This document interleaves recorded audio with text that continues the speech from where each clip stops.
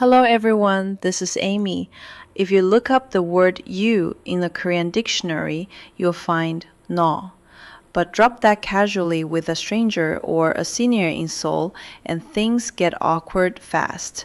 Addressing someone directly as you can sound a bit too direct or blunt in daily conversation, so speakers usually bypass the pronoun entirely. If you're talking to a close friend, a casual greeting works perfectly. Let's practice the casual phrase example. Listen closely. 너 뭐해? Repeat after me. 너 뭐해? But in daily public life, like speaking to a teacher or someone older, you simply use their title plus a polite ending. Let's practice the polite phrase example. Listen closely. 선생님 뭐 하세요?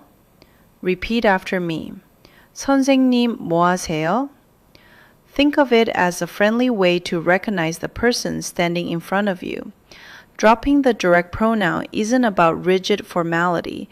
It's just a natural linguistic habit that keeps daily communication feeling comfortable and warm for everyone.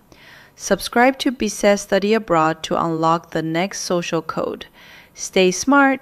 Talk happy. See ya!